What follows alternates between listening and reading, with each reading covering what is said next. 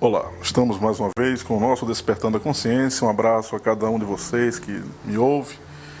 Mais uma vez vamos tentar gerar aqui um tema reflexivo que possa ser útil, no nosso trilhar existencial, já que a vida precisa ser melhor compreendida, ainda que não totalmente compreendida, em função da transitoriedade que, inevitável e obviamente, marca o fluxo da vida em corpos transitórios, ainda mais corpos biológicos e tão cheios de problemas como os nossos organismos físicos apresentam, né?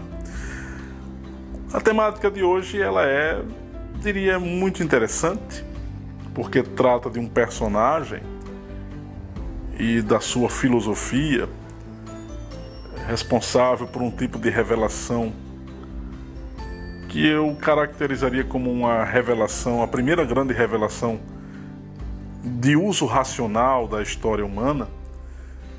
E aqui eu estou me referindo a Kapila. E por que eu coloco a primeira? Ainda que simultaneamente, no período em que ele esteve encarnado, outros grandes adeptos do conhecimento profundo ali também fizeram jorrar mananciais absolutamente maravilhosos em termos de conhecimentos e em termos de uma reflexão filosófica abundante. Mas é porque Kapila deu um caráter de sistematização muito bem delineado, vamos assim dizer, para aquela época.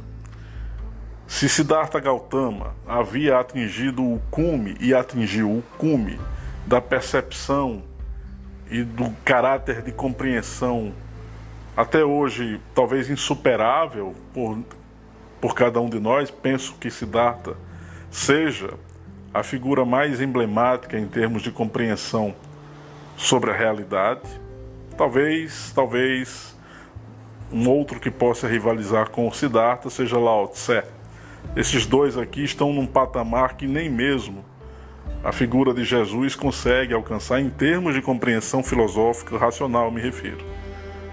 Então, nesse sentido, Lao Tse e Siddhartha possuem essa condição e aliando ou se juntando a ele, melhor dizendo, poderemos colocar também Kapila, ou seja, nesse grupo seleto de Kapila, Lao Tse e Siddhartha, nós temos um trio de seres absolutamente maravilhosos que buscaram pensar a realidade, cada um ao seu modo, mas de uma maneira a utilizar um método que o homem tivesse condições, ou que fosse fornecido ao ser humano uma estratégia, uma maneira, um modo de compreender de forma, entre aspas, científica e filosoficamente bem posta o fluxo da existência. No caso, Kapila, considerado um rishi, um grande sábio e adepto da antiguidade, foi o grande responsável pela sistematização da filosofia Sankhya. E dizem que a filosofia Sankhya tem como método maior a concatenação da causa com efeito, é uma enumeração, é uma filosofia enumerativa, e como eu falei, e quando eu falei dizem, porque para os vedantinos, que a escola Vedanta ou vedantínica se contrapõe um pouco ao pensamento sankhyiano, os vedantinos, se acham possuidores já desse tipo de metodologia, o que eu particularmente não concordo, porque no vedantismo há um elemento religioso um pouco mais acentuado e um aspecto devocional um pouco mais presente.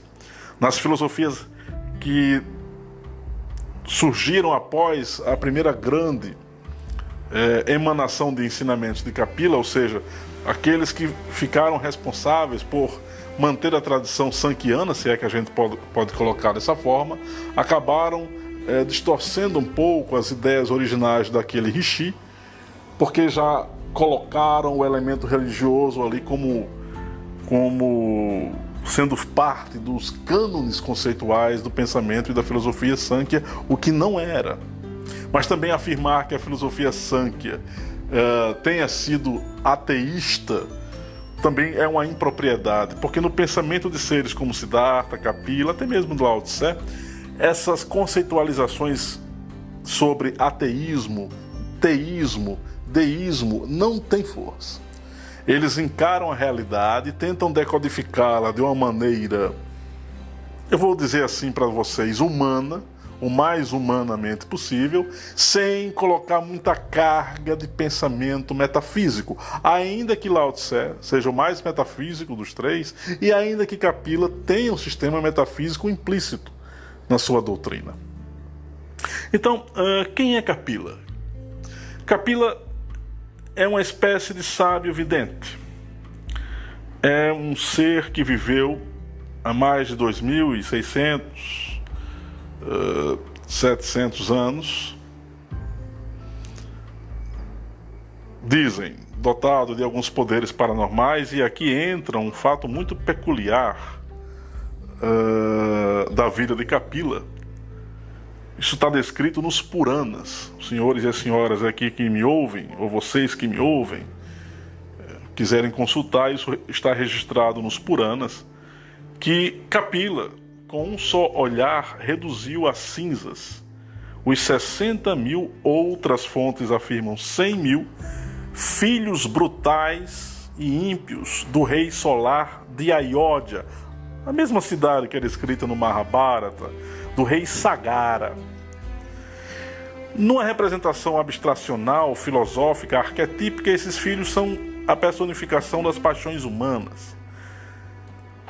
E com um simples olhar daquele sábio, Kapila, ele fulminou esses 60 ou 100.000 filhos do rei Sagara.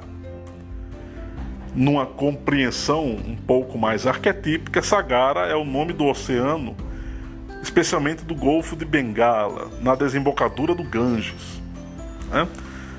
Mas eu penso que esses personagens tiveram uma realidade histórica, né? Tanto Kapila quanto o rei Sagara e esses 60.000 filhos que foram dizimados com um olhar só do próprio Kapila, né? Mas por que Kapila fez isso? Porque todos esses filhos do rei Sagara de Ayodhya ridicularizavam Kapila, ou pelo menos debochavam, desprezavam o seu pensamento.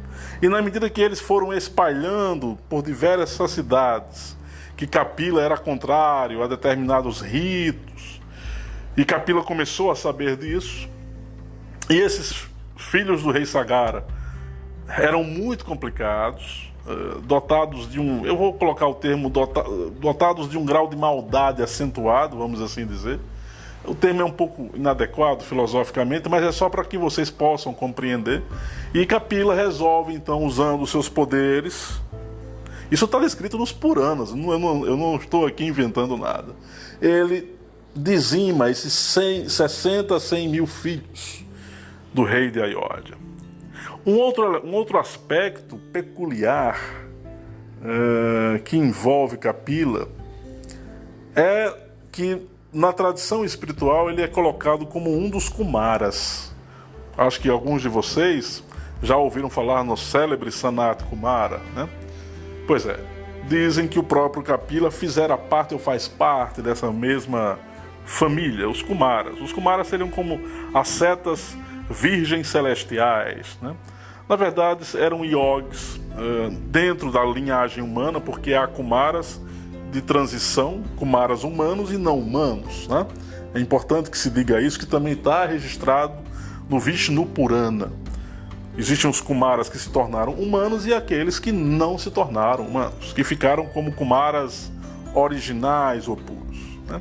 Pois bem, esse é um outro fato que envolve Kapila. E todo o escopo filosófico do pensamento de Kapila é tentar destrinchar os dois aspectos essenciais que envolvem a realidade: o Purusha e a Prakriti. O Purusha seria mais ou menos como o espírito. como o elemento essencial e permanente por detrás de tudo aquilo que existe no reino da mistura, ou na realidade misturada, como diria Leibniz. Misturada porque aqui nós estamos dentro de uma realidade onde os 4 elementos principais se recombinam para formar vários tipos de seres e formas. Anaxágoras e Empédocles, filósofos pré-socráticos, também afirmavam isso. Então, para Capila, nós só poderemos entender a realidade se formos capazes de compreender a relação entre esse espírito Purusha e essa Prakriti, a natureza. Daí o próprio Kapila ter desenvolvido uma técnica, ou melhor dizendo, daí o próprio Kapila ter compreendido que nessa recombinação desses 4 elementos, ele chegou a perceber 24 formações distintas das energias da natureza, que são conhecidas como tátuas, a partir dos 2 elementos principais. Mas também foi o próprio Kapila que pôde decodificar as energias, ou as 3 grandes energias que existem na própria Prakriti, na natureza: Sattva, Rajas e Tamas. Sattva, harmonia; Rajas, movimento; e Tamas, obscuridade, inércia. Então, nós temos 3 ligados. Essas 3 forças são ligadas aos 3 seres da Trimurti hindu: Brahma, Vishnu e Shiva. Brahma, Rajas; Vishnu, Sattva; e Shiva, Tamas. E por que é importante que nós conheçamos esse tipo de assunto? Porque a revelação que Kapila propõe, uma revelação da natureza, uma revelação da physis, uma revelação da concatenação da causa com o efeito, de certa maneira não, de forma bem acentuada, é importante dizer que Kapila foi uma espécie de precursor para os grandes filósofos que surgiram no mundo, bem como até mesmo para o pensamento kardeciano, por exemplo, da doutrina espírita, e todos os pensamentos baseados, ou melhor dizendo, todas as doutrinas alicerçadas num grau de lógica e de racionalidade sadias, nós temos que fazer sempre menção ao nome de Kapila.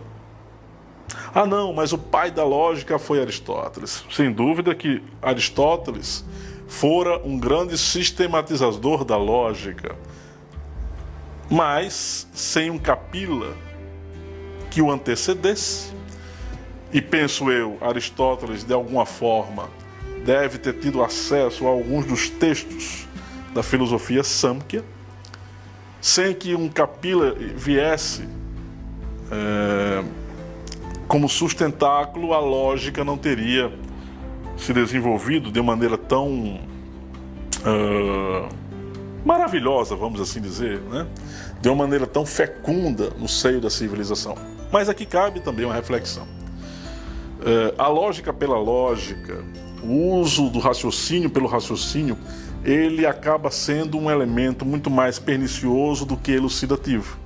E esses sistemas filosóficos que a gente observa no pensamento de um Kapila, de um Siddhartha Gautama, de um Lao Tse, eles mesmos fornecem os antídotos para que essa lógica não cometa excessos. E quais seriam esses antídotos? Usar o processo de silêncio mental, de meditação, como método de compreensão e de síntese da realidade. Todo o pensamento de Lao Tse no Tao Te Ching é uma forma absolutamente alvissareira de meditação. O próprio sistema Samkhya de Kapila fornece em muitas das suas passagens, e o livro mais recomendável àqueles que desejem estudar a filosofia Samkhya seja o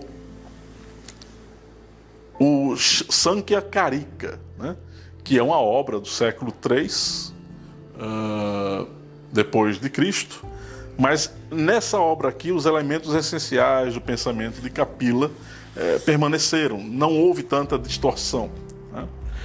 Então, meditar não é simplesmente a atitude mental de fazer uma asana, de fechar os olhos e emanar o Om, por exemplo. Para Capila e para outros que conviveram, ou pelo menos que viveram em sua época, o ato de meditar é simplesmente contemplar o próprio pensamento pensando. É auto-observar-se. E a auto-observação é o elemento fundamental para que a reflexão se torne sadia.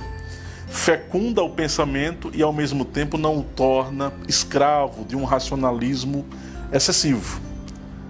Daí que todos esses grandes sábios e rishis da história humana nunca foram amantes da atitude extremada ou unipolarizada de uma única forma de entendimento. Ainda que cada um deles tenha um padrão, né, um método que eles mesmos expõem para gerar uma determinada doutrina ou um determinado ensinamento ou algum tipo de reflexão, eles são muito prudentes em não realizar afirmações taxativas sobre os temas que eles mesmos estão tratando. Eu posso citar o exemplo dos próprios pré-socráticos. O próprio Platão, nos seus textos, ele não dava nenhuma conclusão definitiva aos seus temas, eram considerados textos aporéticos. Eu já falei aqui em outros áudios, aqui do nosso Despertando a Consciência. Então, quem é Capila?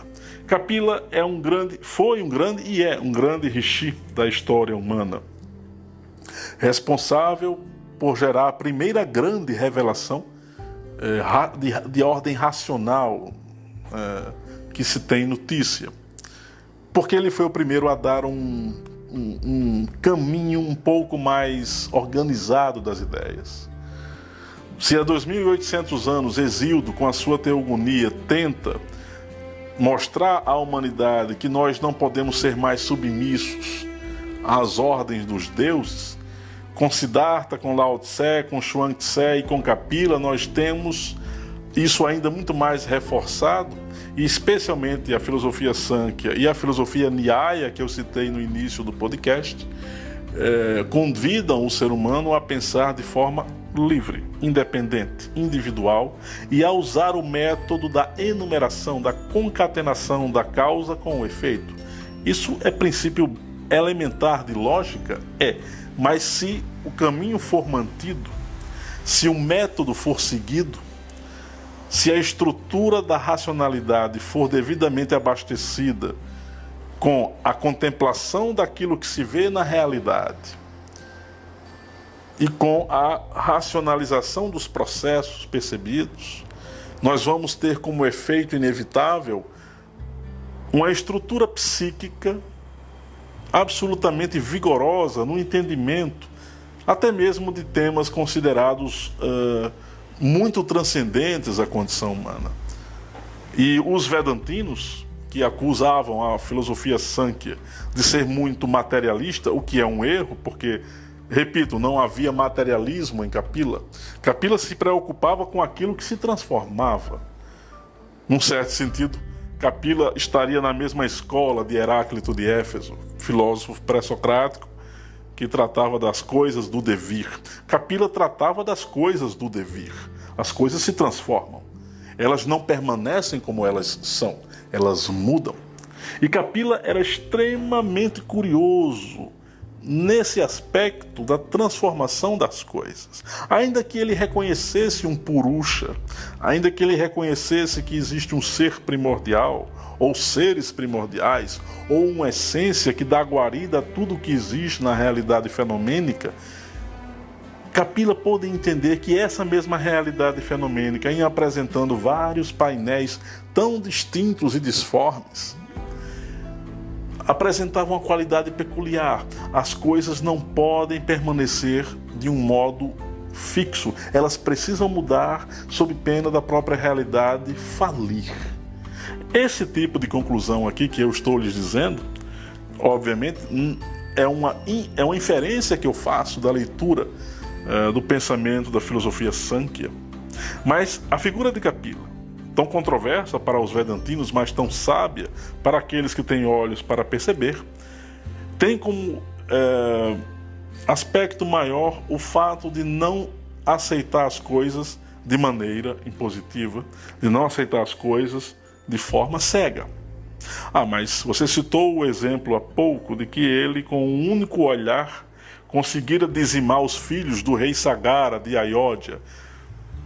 Certamente, uns vão aceitar isso como uma metáfora, mas peraí, 60 mil filhos esse rei Sagara tinha?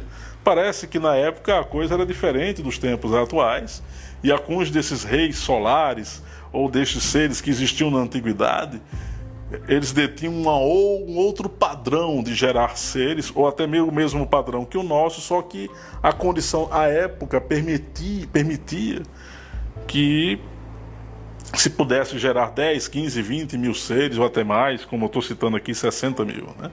Mas qual o aspecto ético? Esse cara, com um único olhar, dizimou o filho do rei Sagara porque esses filhos haviam falado mal dele.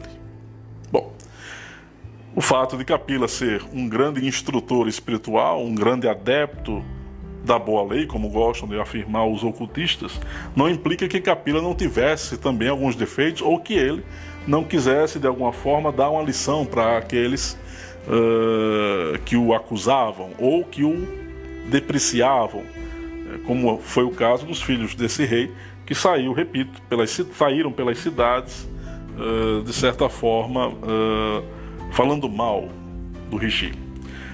Portanto, o objetivo aqui do nosso podcast de hoje foi tratar dessa figura enigmática, exótica, genial, que foi Kapila, ou que é Kapila. Né? Eu digo que é porque o espírito, em sendo eterno, imortal, viaja através dos inúmeros corpos que a realidade oferta e que a própria boa lógica vai sancionar que esse mesmo Kapila deve estar encarnado em alguma realidade ou mesmo desencarnado. Né? Acredito que ele esteja, de alguma forma, vivendo na realidade horizontal.